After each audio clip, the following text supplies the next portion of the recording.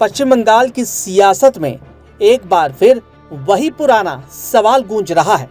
क्या इस बार मोदी के साथ मतवा है या फिर ममता के साथ?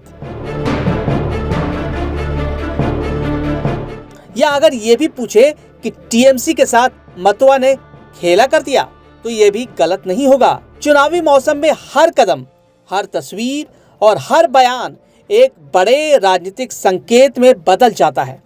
ऐसे में जब नरेंद्र मोदी मतवा ठाकुर मंदिर पहुंचते हैं तो यह सिर्फ पूजा अर्चना नहीं, यह सीधा संदेश बन जाता है उस वोट बैंक के लिए जो बंगाल की सत्ता की चाबी माने जाते हैं। लेकिन दूसरी तरफ ममता बनर्जी की जमीन पर पकड़ भी कम नहीं है। सवाल यही है, इस बार मतवा किसके साथ जाएंगे? पश्चिम बंगाल में चुनावी अभियान अपने चरम पर है और इसी बीच प्रधानमंत्री नरेंद्र मोदी का मतवा ठाकुर मंदिर जाना राजनीतिक हलकों में बड़ी हलचल पैदा कर गया है। पीएम मोदी ने न सिर्फ मंदिर में पूजा अर्चना की बल्कि मतवा समुदाय के आध्यात्मिक गुरुओं हरिचंद ठाकुर और श्री श्री गुरुचंद ठाकुर को भी श्रद्धांजलि दी।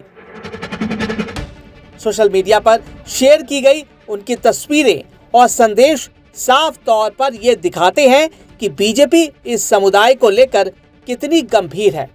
मोदी ने अपनी पोस्ट में इन संतों के आदर्शों को समाज के लिए मार्गदर्शक बताया। साथ ही उन्होंने बोरो मां के साथ अपनी पुरानी मुलाकात को याद कर भावनात्मक जुड़ाव भी दिखाया। यह पूरा घटनाक्रम केवल धार्मिक आस्था तक सीमित नहीं है, ये एक सुनियोजित राजनीतिक संदेश है जो सीधे मतवा वोट बैंक को साधने की कोशिश करता है।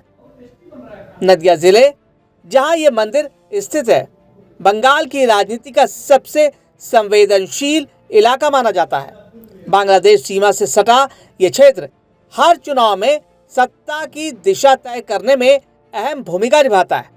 यहाँ की 17 विधानसभा सीटें अक्सर सत्ता का समीकरण बदल देती हैं। 2021 के चुनाव में यहाँ का नतीजा बिल्कुल बराबरी का रहा।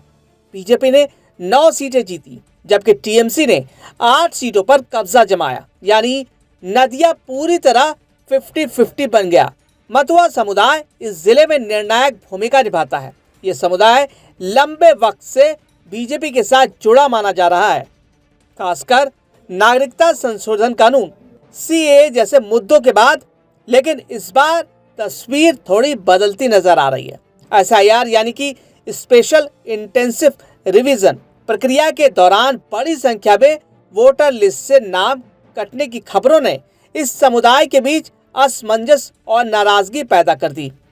जिले के गांव की जमीनी हकीकत भी इस असंतोष को और स्पष्ट करती है। यहाँ एक बूथ पर करीब 1300 वोटरों में से 600 से ज्यादा नाम कट जाने का दावा किया जा रहा है। स्थानीय लोगों का कहना है कि ये समस्या केवल किसी एक समुदाय तक सीमित नहीं है। हिंदू और मुस्लिम दोनों ही परिवार इससे प्रभावित हैं। अगर इतिहास पर नजर डालते हैं तो नदिया में हर चुनाव के साथ समीकरण बदले हैं। 2011 में ममता बनर्जी के नेतृत्व में टीएमसी ने 12 सीटें जीतकर लेफ्ट को पीछे छोड़ दिया था। 2016 में यह बढ़कर 13 सीटों तक पहुंच गया और 2021 में बीजेपी ने यहां मजबूत चुनौती पेश कर मुकाबले को बराबरी पर ला खड़ा किया। अब 2026 की लड़ाई में नदिया फिर से केंद्र में है। एक तरफ मोदी का मतवा कार्ड है तो दूसरी तरफ ममता का खेला और जमीनी नेटवर्क। ऐसे में सबसे बड़ा सवाल यही है कि क्या इस बार मतवा मोदी के साथ जाएंगे और इस बार ममता के साथ खेला हो जाएगा, या फिर 2026 में भी ममता बंगाल को बचाने में सफल रहती हैं।